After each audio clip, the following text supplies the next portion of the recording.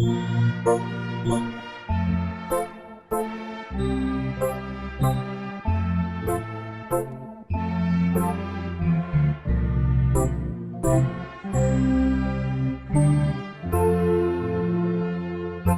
à Dieu. Merci beaucoup d'être nombreux devant votre petit écran et certainement en train d'écouter à votre station radio. Merci beaucoup. Et nous voulons prier en ce jour. Baissons la tête pour la prière. Papa, merci pour ta présence en ce moment. Merci pour tout ce que tu fais pour nous. Merci pour ta parole véritable qui nous éclaire. Et merci Seigneur pour ta présence continue dans notre vie. En ce moment, nous voulons te demander de prendre le contrôle de ce qui se fera et se dira en ce moment, afin que ta parole qui sort pour un objectif, que l'objectif soit atteint au nom de Jésus. Merci Seigneur pour la réponse. Au nom de Jésus, nous avons prié. Amen. Amen. Alors, aujourd'hui, nous voulons considérer la parole de Dieu et le message que je vous propose est le bonheur futur de l'homme. Gloire à Dieu.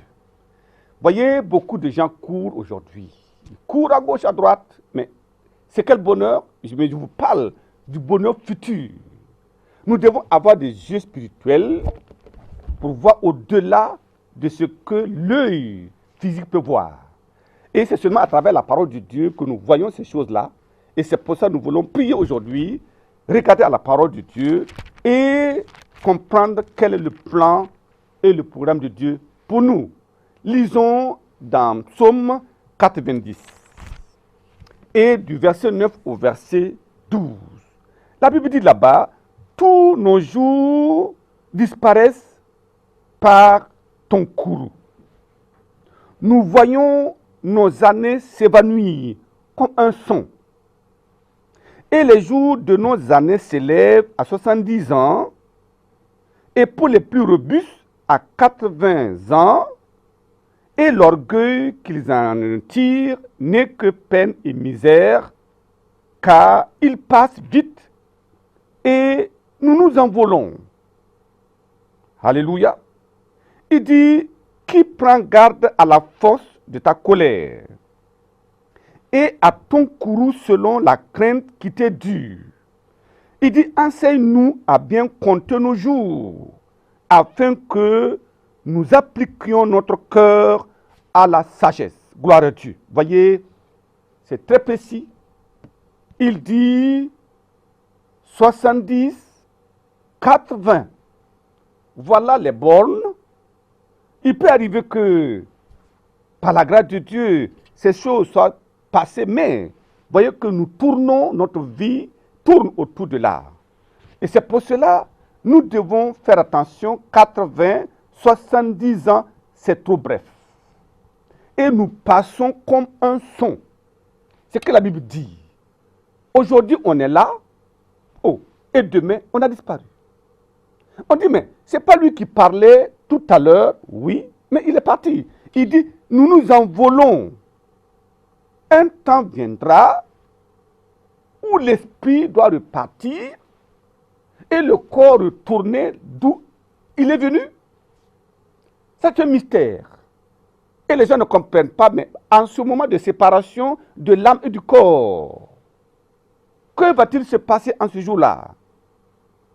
Alors, c'est pour cela, nous devons savoir que certains vont monter vers Dieu, d'autres vont tomber dans un feu qui ne s'éteint point. Quelqu'un néglige-t-il la préparation pour le ciel? C'est un danger. Il y en a qui disent, je n'ai pas le temps. Le dimanche, il court. Il court pourquoi? Pour des choses qui vont disparaître.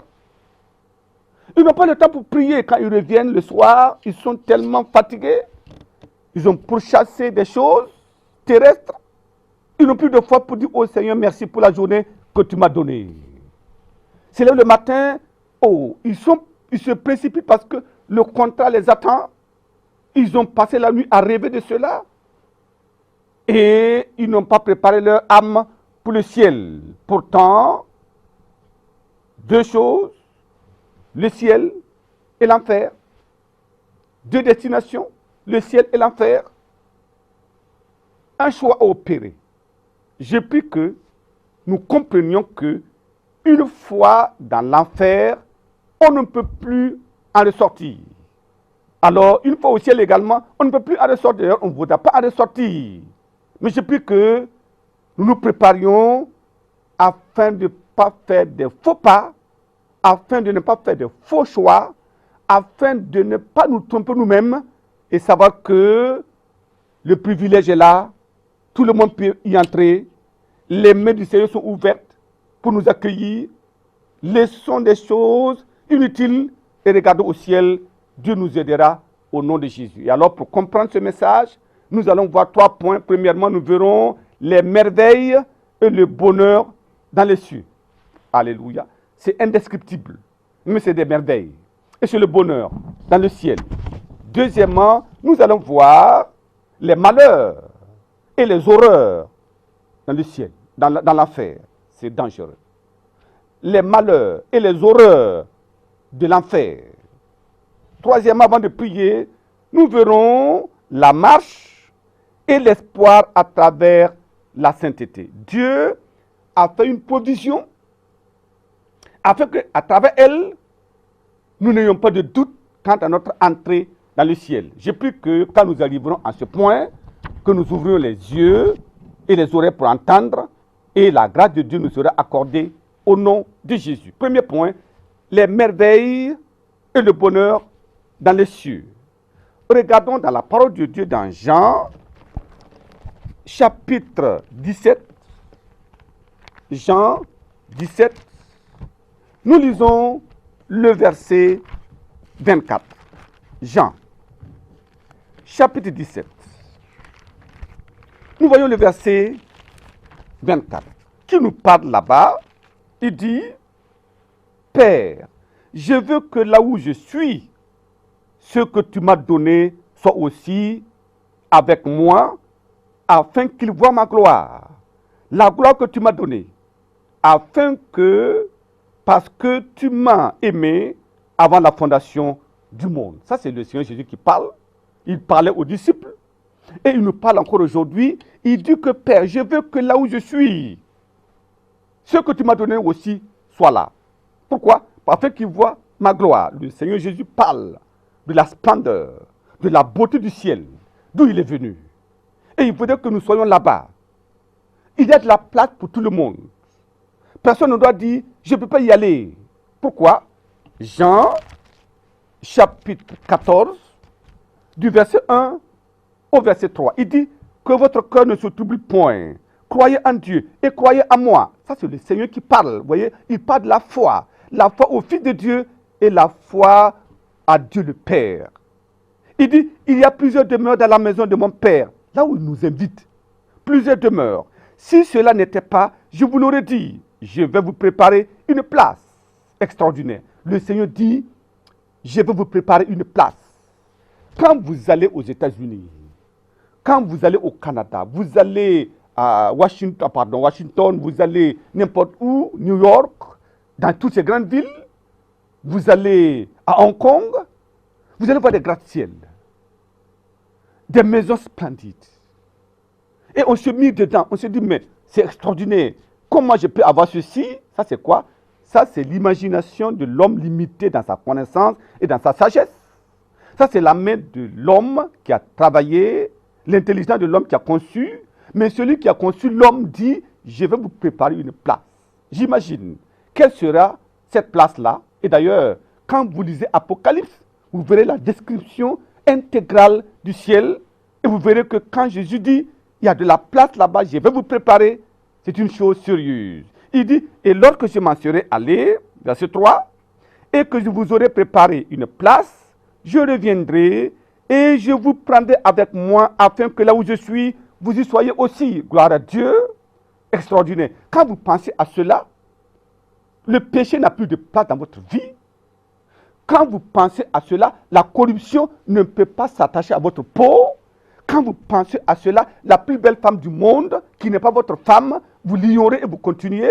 Quand vous pensez à cela, l'homme le plus riche, l'homme le plus beau du monde ne peut pas vous séduire parce que vous pensez à des choses extrêmement importantes dans le ciel que Dieu a préparé pour chacun de nous. Je prie que cette façon de voir le ciel nous embrase, nous possède et nous amène à mener la foi intégrale dans ce monde au nom de Jésus. La description est captivante. C'est la glorieuse cité de Dieu, décrite dans la Bible. Toutes les faveurs, les miracles, les choses qu'on peut avoir sur la terre, dont on peut jouir, ne sont pas comparables au ciel dans lequel nous allons jouir pendant des années. C'est pourquoi Abraham disait une cité meilleure, c'est-à-dire céleste. Il dit, c'est pourquoi Dieu n'a pas honte d'être appelé leur Dieu, et car il leur a préparé une cité. Alléluia. Voyez, nous sommes en transition. Les gens me disent, mais de quoi s'agit-il? Ce n'est pas la transition politique. Même quand vous prenez la transition politique, ça veut dire quoi? Ça veut dire que dans un mois, 10 jours, c'est fini. On ne parle plus de la transition. Le temps est passé. Et maintenant, nous allons dans une autre république, un autre gouvernement, un autre président, d'autres ministres. Et c'est fini. Donc, si quelqu'un s'attache à la transition actuelle et ne regarde pas qu'après la transition, il y a quelque chose, il a tout perdu. Si nous nous attachons aux choses de la terre et nous sommes en transition et vous mettez votre espoir, votre argent, votre intelligence, votre talent dans le monde, alors que le ciel nous est attendu, nous faisons fausse route, un faux calcul, une mauvaise compréhension de la vie, et Dieu nous interpelle en disant, nous sommes en transition pour une cité meilleure. Alléluia. J'ai pris que nous comprenions cela, afin que nous puissions arriver là-bas, notre destination finale. Et Dieu va nous aider au nom de Jésus. Le temps vient où les enfants de Dieu seront au ciel. Alléluia. Nous serons là-bas. J'ai pris que vous qui m'entendez, vous soyez aussi là-bas. Au nom de Jésus, ça dépend de comment nous allons nous préparer. Et comme nous nous préparons, la gloire, la puissance de Dieu, l'autorité de Dieu nous gardera et nous amènera à ce lieu au nom de Jésus. Extrêmement important. Voilà pourquoi le pécheur est appelé à se détourner du péché, à demander pardon, le rétrograde de revenir rapidement, au lieu de rester là en disant oui, on m'a fait ceci, oui, on m'a manqué ceci. Et alors, n'est-ce pas mieux de revenir et aller au ciel que de rester là-bas par orgueil et continuer le péché et tomber dans le feu de l'enfer? Je prie que tu entendes et que tu viennes maintenant, encore, revois ton pasteur, demande pardon et sois réintégré dans le royaume de Dieu au nom de Jésus.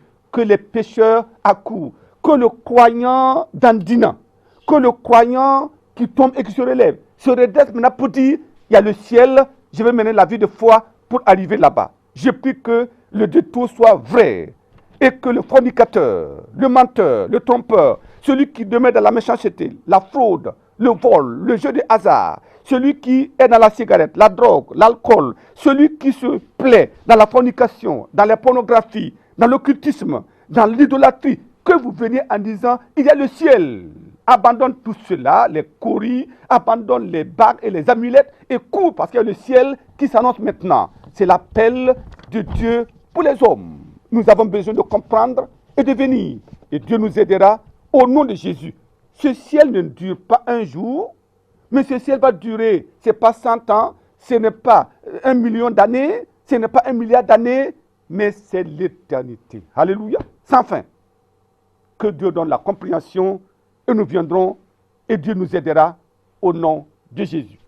Deuxième point, les malheurs et les horreurs de l'enfer. S'il y a des choses difficiles à dire, un message compliqué à donner, c'est lorsque nous sommes obligés de plonger nos regards dans la parole de Dieu pour voir la description de l'enfer.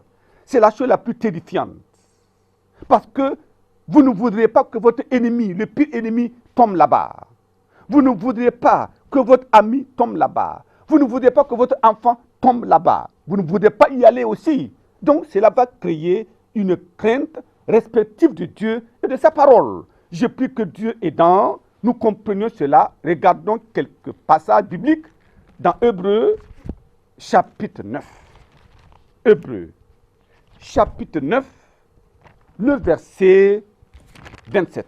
Il dit là-bas, comme il est réservé aux hommes de mourir une seule fois, après quoi vient le jugement. Alléluia. Lazare est mort, les anges l'ont emporté au ciel. Le riche, qui menait une vie ténébreuse sur la terre, il est mort, il fut enseveli et il a atterri dans le séjour des morts. Voyez, deux endroits, mais il ne peut pas se mélanger. Le riche a vu, il dit, mais Lazare, oh mon Dieu, j'ai pris que Dieu nous aide à comprendre maintenant, que Dieu ouvre nos yeux maintenant, parce qu'après la mort, c'est le jugement. Il n'y a pas de transition quelque part. Il n'y a pas un endroit où quelque chose va se préparer pour nous laver, enlever nos péchés. Le péché est enlevé quand nous sommes en vie. C'est volontairement, c'est nous qui venons pour dire à Dieu, j'ai péché, pardonne-moi. Et alors Dieu nous pardonne. C'est extrêmement important. Et quand nous sommes dans cette dynamique, Dieu va nous aider au nom de Jésus. Regardons dans Matthieu chapitre 25. Matthieu chapitre 25. Nous lisons le verset 41. Il dit là-bas, verset 41. Verset 41, Matthieu 25. Il dit ensuite, il dira à ceux qui seront à sa gauche, retirez-vous de moi, maudits. Voyez la malédiction, le malheur. Allez dans le feu éternel qui a été préparé pour le diable et pour ses anges. Verset 46.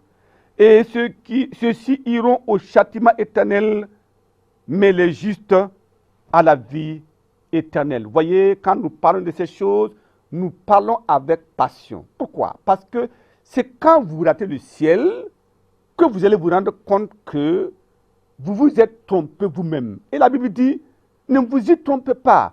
On ne se moque pas de Dieu. C'est des choses tellement importantes et nous devons veiller pour nous assurer que ce feu préparé pour l'enfer ne sera pas pour moi. Mais si nous nous mettons à copier, nous nous laissons influencer par Satan et notre vie est réglée selon le standard du diable et le péché est notre eau que nous buvons tous les jours. Le manque de la fidélité est constant dans notre vie et quand nous marchons comme il a marché, il n'y a pas de possibilité d'aller au ciel. Mais quand nous disons, le Fils de Dieu est venu, il a marché dans la vérité, dans la justice, la parole de Dieu est donnée, je peux obéir, Seigneur aide-moi. Et nous crions, la nature de Dieu nous est transférée, et alors nous sommes maintenant changés, transformés. C'est important. Alors les gens vont dire, mais je ne suis pas un fornicateur, je suis fidèle à ma femme, je ne suis pas un ivrogne. Non, non, ce n'est pas seulement cela. Y a-t-il la haine dans ton cœur? La Bible dit que si tu hais ton frère, tu es dans les ténèbres et la vie éternelle ne demeure pas en toi. C'est abandon total de tous les péchés. Pas par toi-même, par la grâce, par la puissance de Dieu. Alors nous sommes changés, transformés et la puissance de Dieu vient en nous pour nous amener à quitter cette vie ancienne et à embrasser une vie nouvelle dans laquelle nous marchons selon l'esprit, gardés par la foi, et le Seigneur nous gardera jusqu'à ce point. Donc, cela nous amène au troisième point, la marche et l'espoir à travers la sainteté. Il y en a qui disent, mais est-ce qu'on peut être saint? Gloire à Dieu. Oui, la sainteté que Dieu nous demande, ce n'est pas la sainteté angélique. C'est le fait que nous croyons que Christ est mort pour nous, nous confessons nos péchés, et nous sommes pardonnés, nous entrons dans le royaume de Dieu par la foi, nous sommes sauvés. Et Dieu dit, ce n'est pas tout, tu n'es pas dans les grandes eaux, avance encore. Lis la Bible, médite la parole de Dieu, prie et demande encore ma nature. Voilà pourquoi, quand nous demandons la nature de Dieu et nous prions, effectivement, il dit, il y a la seconde œuvre de la grâce de Dieu qui vient dans le croyant pour enlever la nature adamique. Les impulsions au péché, le désir du péché, tout cela sera enlevé et met en nous un amour véritable pour Dieu. Nous aimons Dieu plus que notre mari, plus que notre femme, plus que nos enfants, plus que nous-mêmes, parce que nous ne voulons pas rater le ciel.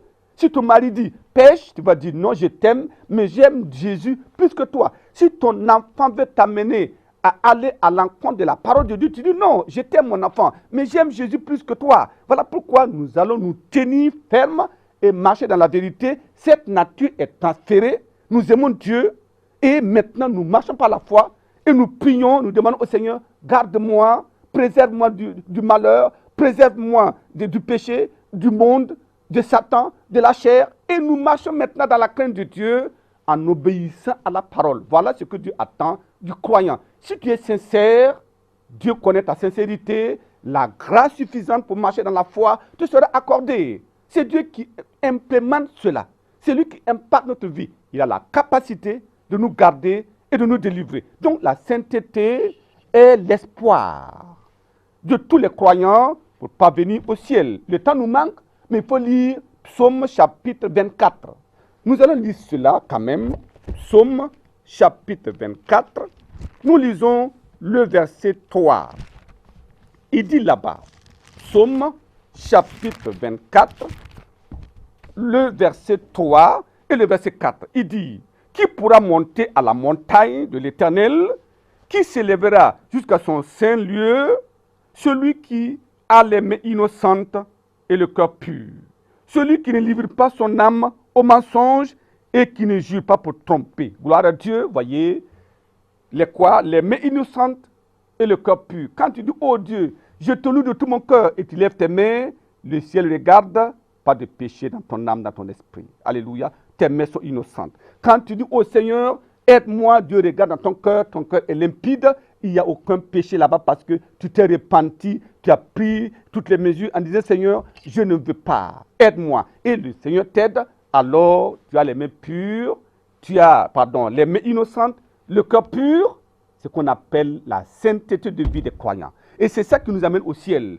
Et lorsque tu marches dans cette situation-là, quand tu es en train de parler avec des amis, et dans tes paroles, il y a le mensonge, le Saint-Esprit te dit, mais non, tu es en train de pécher.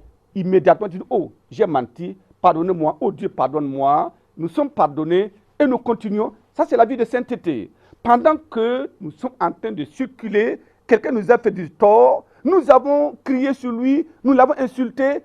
Oh, nous disons, mais le Saint-Esprit dit, mais comment peux-tu faire ça? Immédiatement, tu dis, oh mon frère, je ne sais pas comment ce qui m'est arrivé, mais je t'ai dit un mot qui est déplacé, pardonne-moi, et nous continuons. À la maison, avec la femme, avec le mari, les enfants, à l'église, avec le pasteur, les frères, au travail, avec le directeur, avec la secrétaire, nous avons un comportement exemplaire par rapport à la parole de Dieu, conformément au plan de Dieu. Alors nous sommes dans la sainteté de vie et nous sommes en train de marcher lentement, mais sûrement vers le ciel. Ça, c'est l'espoir des croyants. Et il faut la sincérité, il faut la prière, il faut la violence sur toi-même. Et en ce moment-là, le Seigneur, voyant notre sincérité, va nous garder au nom de Jésus. Il est capable. Et il transférera cette nature en nous maintenant. C'est pour cela nous sommes déterminés. Tu dois être déterminé. Ceux qui ne marchent pas pour aller au ciel, marchent pour aller en enfer. Oh mon Dieu. Comment cela est possible? Comment quelqu'un, voyant un feu, il met sa main dedans et il dit, oh ma main brûle. C'est anormal, n'est-ce pas? Mais les gens, ils savent qu'ils pêchent. Le salaire du péché, c'est la mort. Mais Christ est venu pour ôter le péché. Il n'invoque pas le Seigneur. Il compte sur des anges. Il compte sur des saints. Il dit, aidez-moi. Non. Repends-toi et reviens. Voilà ce que la parole de Dieu nous dit. Nous devons marcher pour le ciel. Nous devons être déterminés. Quoi qu'il arriverait dans notre vie. Y a-t-il quelqu'un dans votre vie qui vous bloque le ciel? Il y a des gens. On dit, mais si je viens, qui va payer mon loyer?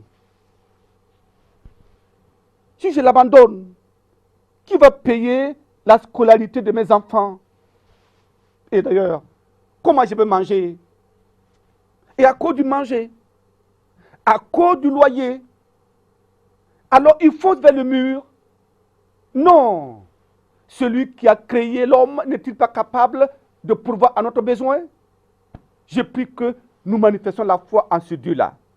Si nous manifestons la foi, il n'y aura personne. Certains sur le travail, ils sont obligés de vendre leur âme pour avoir des contrats. Il y en a qui vendent leur âme pour pouvoir demeurer dans le travail. D'autres vont venir donner leur âme afin d'avoir du travail. Non. Le croyant qui va au ciel dira, je ne mourrai pas, je vivrai. Alléluia. Et quand c'est notre détermination, le Dieu du ciel nous gardera au nom de Jésus. Je prie que nous comprenions cela et dire que aller au ciel est possible. Et tu te dis, s'il y a une personne qui va y aller, c'est moi. Tu te dis ça. Ça veut dire quoi? Tu ne vas pas regarder à quelqu'un. Tu ne sais pas s'il va aller au ciel ou pas. Tu ne regardes pas au pasteur. Tu ne sais pas s'il va aller au ciel ou pas. Tu regardes à la parole de Dieu. Tu regardes aux instructions de Dieu. Tu regardes à Jésus. Comment a-t-il marché? Et nous marchons comme il a marché. Et si nous allons atterrir en ce jour-là, lorsque nos yeux seront fermés sur la terre, ils vont s'ouvrir au ciel. Ça serait la félicité merveilleuse. Ça sera formidable. Je prie que nous nous gardions fermes pour arriver là-bas. Au nom de Jésus, baissons la tête pour la prière en ce jour. Quel moment merveilleux de penser au ciel. Mais c'est important de penser à l'enfer. Cela va créer la crainte dans notre cœur. Cela va créer une dynamique en nous. Et nous allons dire, oh, comment je vais aller là-bas? Non, cela va amener le pécheur à se repentir, le rétrograde à revenir, amenant le croyant qui n'est pas décis, et qui est indécis, à être maintenant décidé et à marcher dans la vérité. Prions le Seigneur. Au nom de Jésus, nous avons prié. Papa, merci pour ta parole merveilleuse que nous entendons tous les jours. C'est extraordinaire de lire ta parole et de comprendre l'essence de ta parole. Seigneur, merci pour tous ces téléspectateurs et les auditeurs qui ont entendu et dont les cœurs sont touchés. Comme ils prient pour entrer dans ton royaume, je prie, pardonne leurs péchés, lave-les au nom de Jésus. Je prie pour mes frères, mes sœurs, dont la marque était en dents de scie. Je prie comme ils prennent la décision de marcher maintenant et de rechercher la sainteté sans laquelle personne ne verra le Seigneur. Je prie et je demande, Seigneur, aide-les maintenant au nom de Jésus. Je prie en ce jour, garde chacun de nous, notre dépôt jusqu'à ce jour-là. Papa, merci pour la réponse. Au nom de Jésus, nous avons prié. Amen. Amen. Du courage. Nous serons là-bas au nom de Jésus.